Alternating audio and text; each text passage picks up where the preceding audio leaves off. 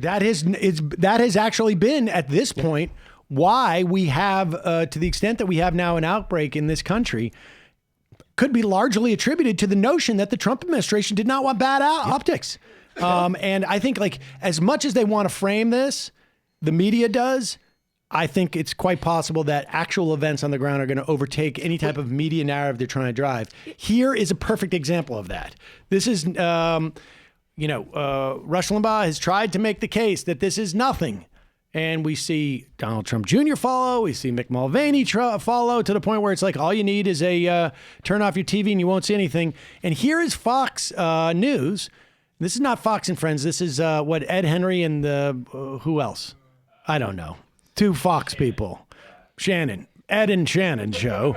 And they are interviewing to show everybody like this is no big deal, folks. They're interviewing a Pennsylvania family that has returned home after quarantine. I'm not clear. Did they have the disease? They did. Okay. And they were quarantined for a while. Daughter at first, like 2 weeks ago or so. And now it looks like it might have spread to the whole family. Okay. But now they're absolutely fine. You're going to be so assured that everything is fine when you watch this video. Here it is. We brought them on to show like, hey, folks, nothing to worry about here.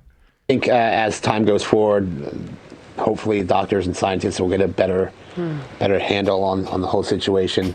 Fortunately, from what I understand, it is contagious, but the death rate is pretty low. So, yeah, I understand the fear. Yeah, well, we can see you still have a cough. What do the doctors say about your own condition moving forward as we wrap this up? No. Let me get some of that. They said, yeah, I'm fine. I got tested twice, negative both times. The face the she cough, makes, like, probably just nerves. Yeah, being on TV. Oh my God. Are they in the studio? No. Are you kidding? No, they're not going to let them in the studio. I was just checking. I did not think so. They're in a very remote, I think, studio. Look, they're so cute, and I really hope they're I don't want this to come out the wrong. It's gonna sound like wrong, but I trust people to not interpret it wrong. It's like my man looks terrible.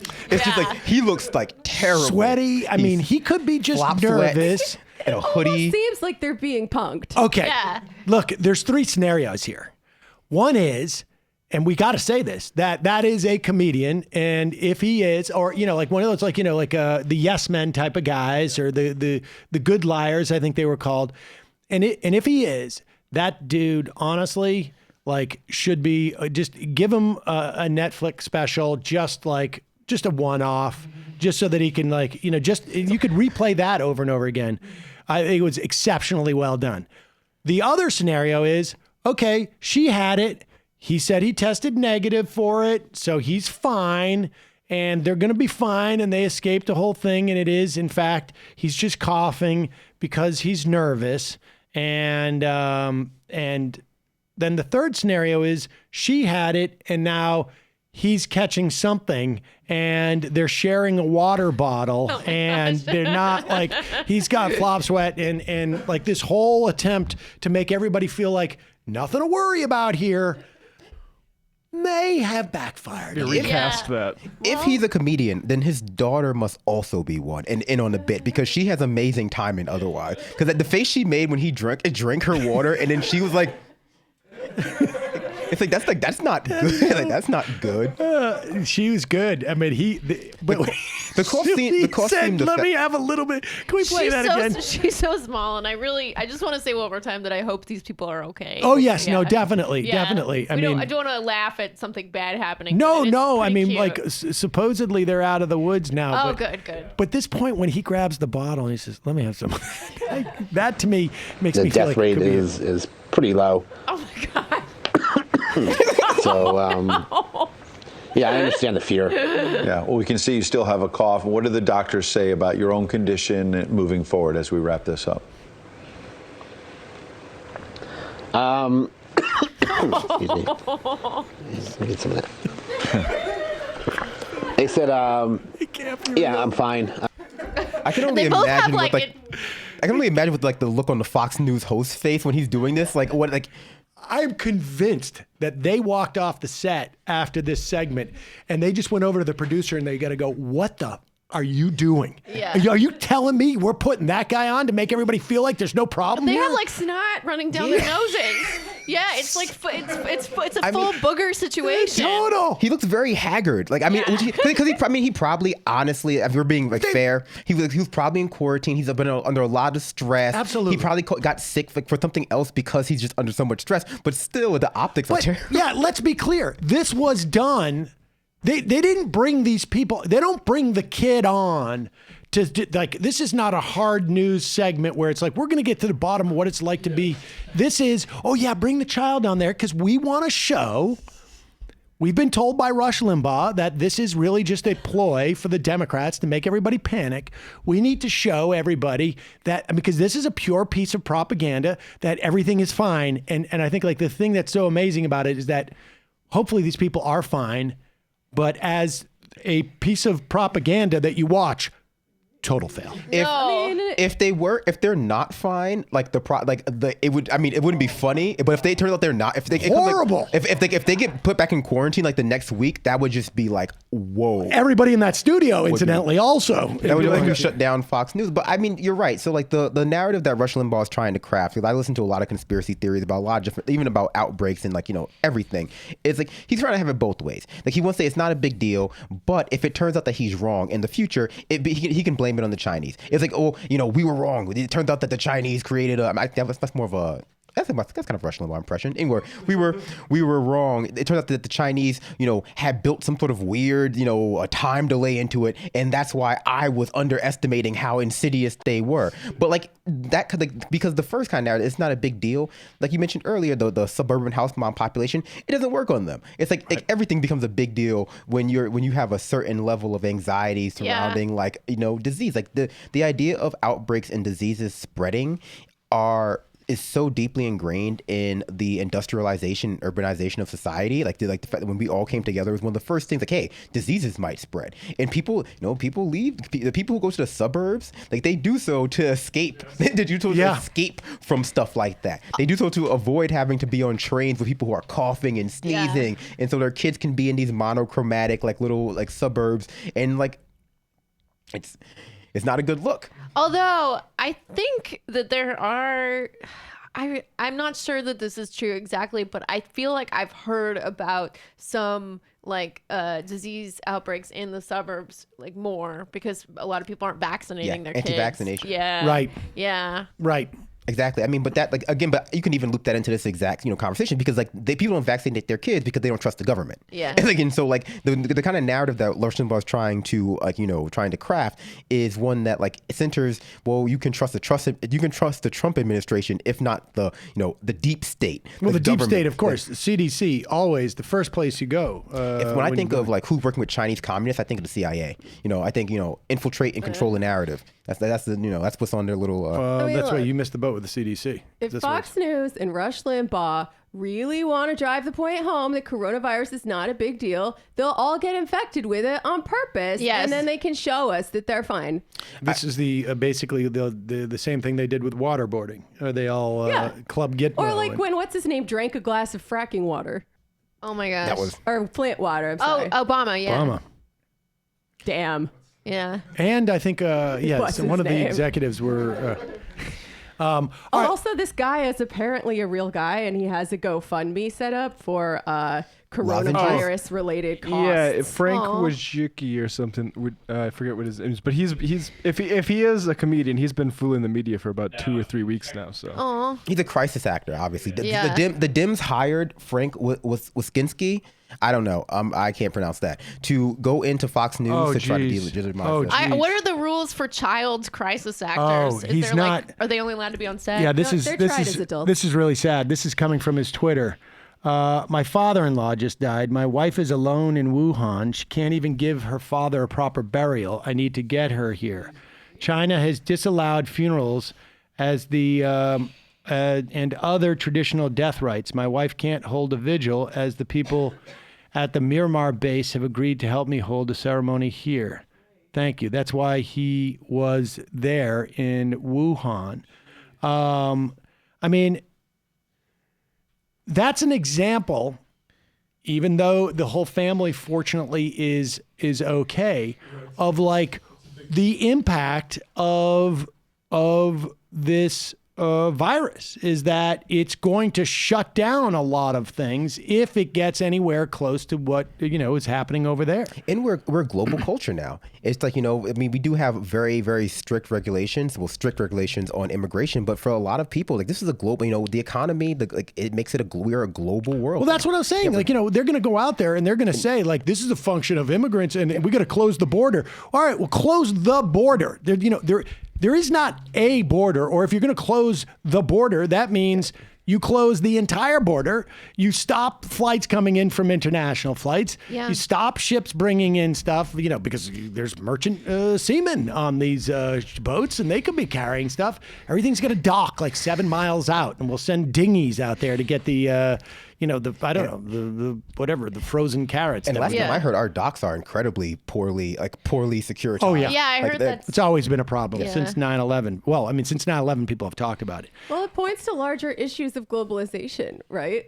Like in a very real and concrete way this time, because Trump has banked on identifying problems caused by globalization, labor issues. Obviously, he doesn't care about workers, but he's saying, oh, the jobs are going away. You guys have all these problems. We got the opioid epidemic, and saying the solution to this is closing the borders and trying to put the toothpaste back in the tube and turning us back into some sort of autarky where we make everything we need here. The left response to this has to be different. It has to be internationalist. It has to be coherent. I actually think that the left response to this needs to be that we need to bring back actually some of our manufacturing here, because this is going to expose the danger of concentrating, regardless of who has it. I mean, it's adds to the problem that it's an economic rival. But I don't know any country that would basically say like, oh yeah, we don't want these other countries to have a shortage of antibiotics, so we're going to forego the antibiotics, the manufacturing capacity here for our own antibiotics, and we're going to send it there.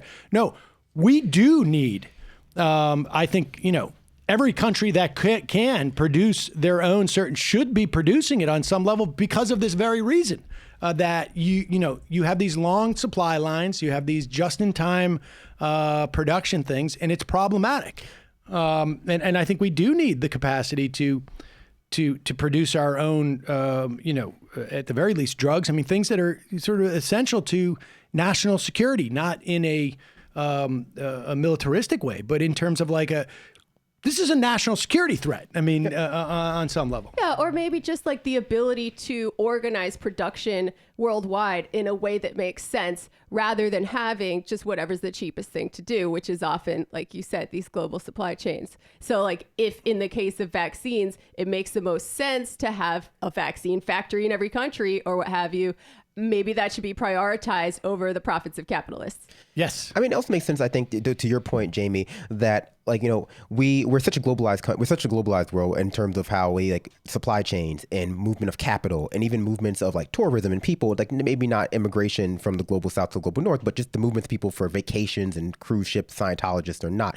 And so, I think that at a certain point we've tried to have like a foot in the door in both. Like we're going to be an island. America's going to be an island. A lot of countries are going to be an island in a sea of basically just like other countries.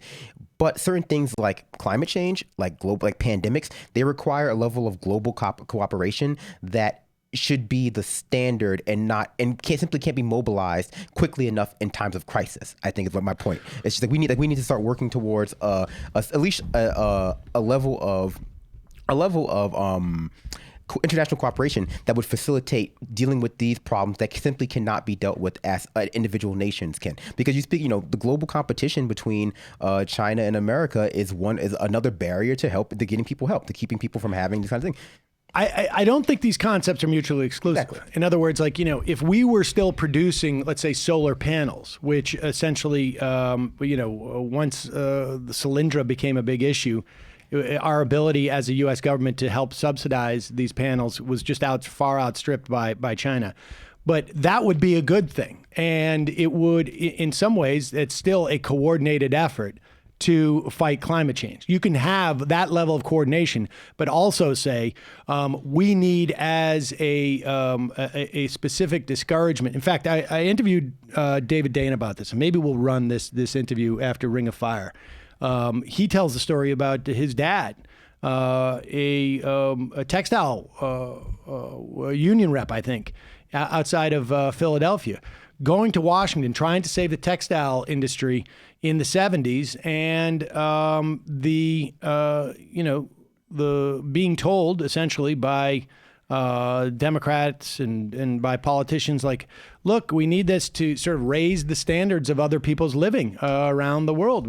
These industries are gonna go out there, and undoubtedly it was basically, that's the premise, but it's really about, we need to have we're gonna need to go get cheap labor and exploit the labor there more. But there was a capacity or an ability, I should say, for the U.S. government to inhibit the ability of these industries to go to China and to basically make it so that we were reliant for all sorts of goods. And that's, Stoller's piece. I can't recommend it enough. Maybe we should link to it, which is, I think it was The End of Affluence or whatnot. It's one potential scenario that could play out where we walk into stores and there are bare shelves. And suddenly the things that we take for granted in terms of like, oh, they're, these medications are always there. They're not there. Yeah.